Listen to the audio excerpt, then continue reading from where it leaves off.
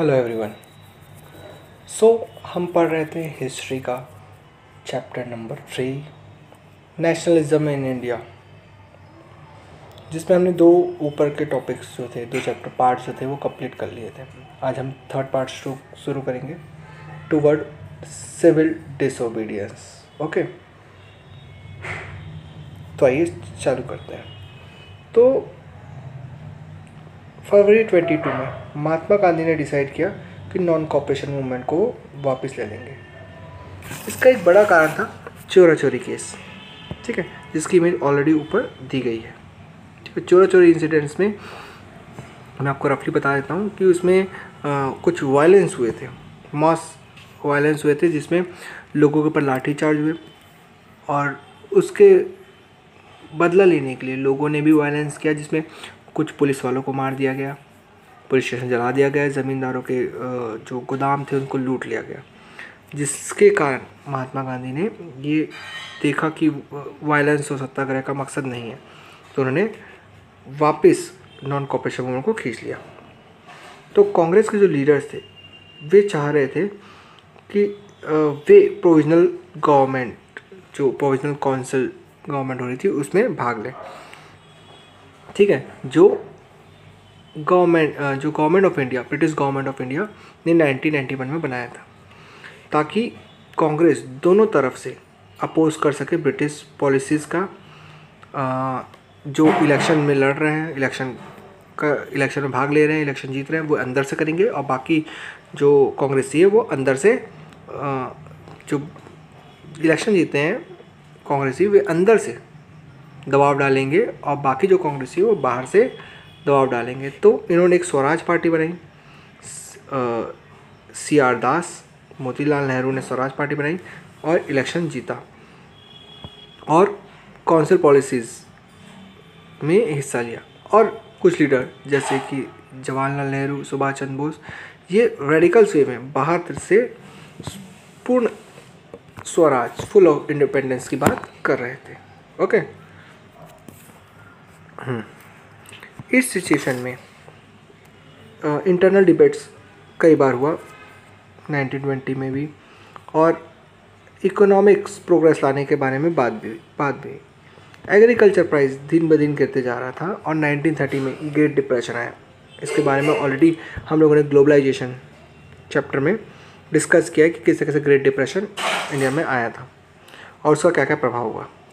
तो गवर्नमेंट की सारी पॉलिसीज़ ठप पड़ गई थी, सिचुएशन बहुत बुरी तरह से बिगड़ा हुआ था, और इकोनॉमिक पॉलिसीज़ थी वो भी ठप हो गई थी। नए कॉन्स्टिट्यूशन की मांग इंडिया में बनती जा रही थी, जिसको देखते हुए ब्रिटेन गवर्नमेंट ने इंडिया पे एक statutory commission sir John Simon की रिस्पॉन्सिबिलिटी में भेजा, ताकि वो देख सके कि नेशनल मूवमेंट किस तरीके से वहाँ चल रहा है और उनकी मांग क्या क्या है, और एक नया कॉन्स्टिट्यूशन सेटअप किया जा सके, एक नया कैबिनेट बनाया जा सके कि आखिर किस तरीके से कॉन्स्टिट्यूशन सिस्टम इंडिया में वर्क करना चाहिए।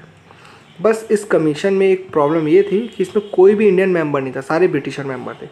जब कॉन्स्टिट्यूशन सिस्टम इंडिया के बारे में बन रहा है और उसमें एक भी इंडियन मेंबर ना होना, ये कांग्रेस को नहीं अच्छा लगा, जिसके कारण जैसे ही साइमन कमीशन इंडिया में आया 1928 में, तो गो साइमन या गो बैक साइमन के नारे से उसे संबोधित करके वापस भेजने की कोशिश की गई।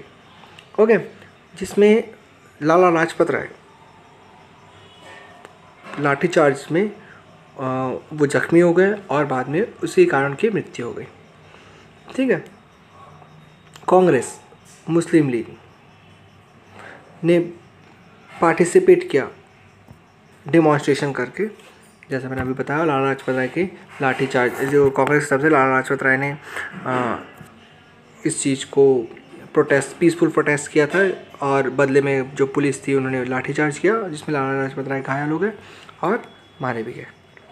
ठीक है, उस समय इंडिया के जो वॉइस रॉय थे वो थे लॉर्ड इरविन। ठीक है, अक्टूबर 1921 में डोमिनेंट स्टेटस को बनाए रखने के लिए एक राउंड टेबल कॉन्फ्रेंस रखा गया जिसमें फ्यूचर ऑफ कॉन्स्टिट्यूशन को डिसाइड किया जाने लगा, जो कि साइमन कमीशन ने रिपोर्ट दी थी। ठीक है, इस चीज़ से जो कांग्रेस थी वो एग्री नहीं थी और उन्होंने इस फर्स्ट राउंड टेबल कॉन्फ्रेंस का बहिष्कार किया। लेकिन फिर भी फर्स्ट राउंड टेबल कॉन्फ्रेंस में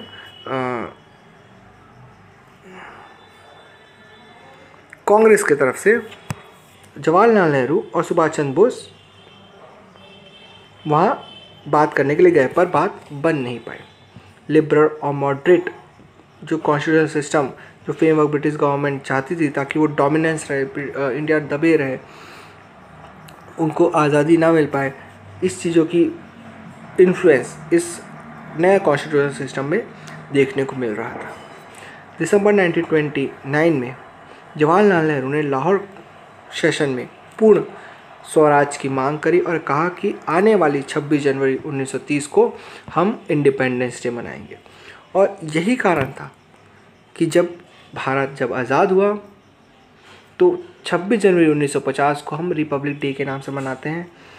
कॉन्स्टिट्यूशन तो हमारा नवंबर 1949 में ही बन के तैयार हो चुका था, लेकिन हमने उसे फुल फोर्स में 26 जनवरी को लागू किया ताकि जो बात जवाहरलाल नेहरू ने 1929 को 1929 दिसंबर में कही थी कि 26 जनवरी इंडिपेंडेंस डे के साथ मनाया जाएगा, लेकिन वो बन नहीं पाया, तो अब 26 जनवरी एज अ रिपब्लिक डे मनाया जाएगा। और सबने प्लेज लिया कि वे इस आज़ादी को पाके रहेंगे। महात्मा गांधी से बहुत सी बातें हुई और उन्हें स्ट्रेटजी बनाई गई कि आगे की लाइफ या आगे की कांग्रेस की स्ट्रेटजी क्या होगी आज़ादी पाने के लिए।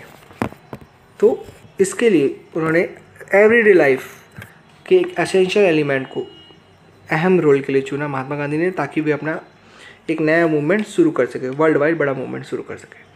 गांधी जी ने देखा कि सॉल्ट एक पावरफुल सिंबल है नेशन को यूनाइट करने के लिए। समय था 31 जनवरी 1930 का, जब वायसरॉय इरविन को उन्होंने अपना 11 डिमांड लेटर भेजा, जिसमें जनरल इंटरेस्ट, स्पेसिफाइड डिमांड्स कुछ थे, जैसे कि डिफरेंस ऑफ क्लास, इंडस्ट्रीज, पीशेंट्स के बारे में बातें थी, और साथ में नमक के ऊपर जो लगने वाला जो बारीक कर है उसके बारे में भी बातें लिखी हुई थी। ठीक है, उन्होंने ये कहा था कि अगर उनकी बातें मान ली जाएगी तो ठीक है, वरना एक बड़ा यूनाइटेड कैंपेन इसके अगेंस्ट में किया जाएगा अगर उनकी बातें नहीं मानी गई तो। ठीक है, तो उन्होंने सॉल्ट को ही क्यों चुना देश को यूनाइट करने के लिए? क्योंकि सॉल्ट एक एसेंशियल एलिमेंट है जो रिच से लेकर पुअर और हर कास्ट, हर धर्म के लोग, हर रिलीजियस के लोग खाते हैं। तो महात्मा गांधी ने उन्हें एक पावरफुल वेपन की तरह देखा कि नमक को हम देश को यूनाइट करने के लिए एक बड़े रिवॉल्यूशन के लिए इस्तेमाल कर सकते हैं। सॉल्ट के ऊपर जो गवर्नमेंट की मोनोपोली थी और बड़ी भारी टैक्स लिया करती थी गवर्नमेंट, तो इसी को ऑप्रेस करने के लिए, इसी चीज़ को ख़त्म करने के लिए महात्मा गांधी ने सॉल्ट मार्च और सिविल डिसोबीडियंस मूवमेंट दोनों इकट्ठा शुरू किया। सॉल्ट मार्च उसका फर्स्ट स्टेप था सिविल डिसोबीडियंस मूवमेंट का। तो उन्होंने तो ये बात थी 11 मार्च की, जब उन्होंने लेटर स्टेट किया इरविन को। ठीक है, और ये कहा कि वो एक बड़ा सिविल डिसोबीडियंस मूवमेंट शुरू करेंगे अगर उनकी बात नहीं मानी गई और नेगोशिएट नहीं किया गया तो महात्मा गांधी ने इसके बाद फेमस सॉल्ट मार्च शुरू किया। अपने 78 जो विश्वास पात्र वॉलंटरीज, ट्रस्टेड वॉलंटरीज थे, उन्हें लिया और मार्च में 24 मील चल के अपने आश्रम साबरमती से गुजरात के कोस्टल एरिया दांडी तक वे पैदल चले। 24 दिन की यात्रा थी। हर दिन वे 10 मील चला करते थे और जहाँ भी रुकते वहाँ वो रैलियाँ करते और सत्याग्रह, जो कमी डॉन कॉपरेशन मूवमेंट में रह गई थी, उसे पूरा करें। और उन्होंने सत्याग्रह के बारे में लोगों को बताया कि किस तरीके से आपको पीसफुल प्रोटेस्ट करना है। 6 अप्रैल को वो दांडी पहुँच करके उन्होंने नमक बना करके ये कानून तोड़ा और कहा कि हम किसी भी तरह का टैक्स गवर्नमेंट को नहीं देंगे, हम अपना खुद का बनाया हुआ सामान लेंगे। Civil disobedience movement, okay, civil disobedience movement जो कि नॉन कॉपरेशन मूवमेंट से ज़्यादा अलग नहीं था, इसमें भी नॉन कॉपरेशन मूवमेंट की तरह ही वर्क किया गया था, ठीक है। जैसे कि ब्रिटिश के बनाए हुए जितने भी लॉ हैं उन्हें ओबे नहीं करना है, ठीक है। सॉल्ट के ऊपर कोई टैक्स नहीं देना है, इसके अलावा हम खुद का बनाया हुआ सॉल्ट यूज़ करेंगे, गवर्नमेंट फैक्ट्री से बनाया हुआ सॉल्ट यूज़ नहीं करेंगे। फॉरेन क्लोथ्स को बॉयकॉट किया गया, लिकर शॉप को पिक्ड किया गया, पीशन लोगों ने रेवेन्यू देने को मना कर दिया, चौकीदारी टैक्स, जितनी भी चीज़ें हमने नॉन कॉपरेशन मूवमेंट ने की थी उन्हें ख़त्म कर दिया गया। साथ में जो रिजर्व फॉरेस्ट थे, जंगल्स में जो ट्राइबल्स लोग रहते थे, वो जंगल के अंदर गए, उन्होंने ग्रेस कराया अपने कैटल्स को और वुड भी कलेक्ट किए, ठीक है। कॉलोनियल गवर्नमेंट कांग्रेस की इस चीज़ों से पूरी तरह से हिल चुकी थी। इसी कारण उन्होंने बहुत सी जगहों पे क्लैश हुए, जिसके कारण बहुत से बड़े बड़े लीडर्स को पकड़ लिया गया। जैसे अब्दुल गफ्फार खान, महात्मा गांधी को अरेस्ट कर लिया गया अप्रैल 1930 में। एंग्री क्राउड ने स्ट्रीट में डिमॉन्स्ट्रेशन किया। पेशावर जो समय इंडिया में था, वहाँ पे भी पुलिस ने फायरिंग करी, जिसमें कई लोग मारे गए।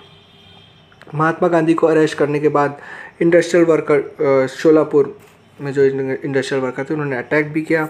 Police, post office, municipalities building, high court, railway station, इनमें रोका गया और ब्रिटिश जो सिंबल्स है, जहाँ भी ब्रिटिश सिंबल्स थे उन्हें तोड़ दिया गया, हटा दिया गया, ठीक है। गवर्नमेंट कहीं से भी बहुत डरी हुई थी, उन्हें रन करने में बहुत ज़्यादा दिक्कत जा रही थी।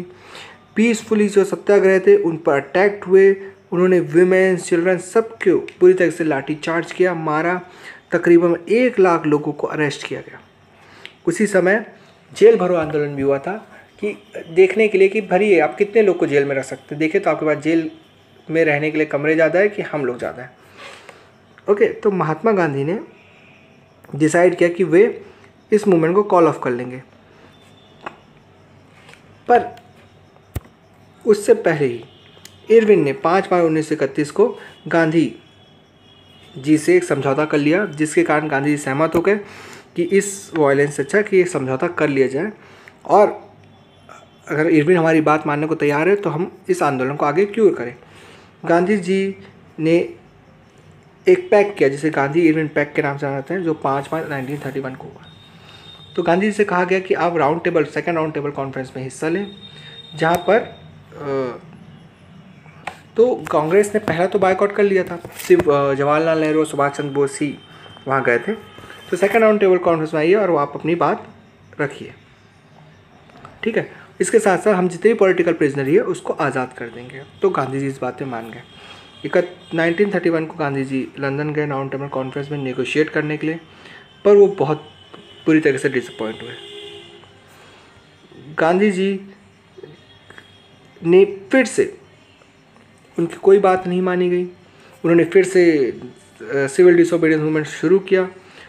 गफ्फार खान, जवाहरलाल नेहरू दोनों को फिर से जेल में डाल दिया गया और कांग्रेस पार्टी को इलीगल घोषित कर दिया गया।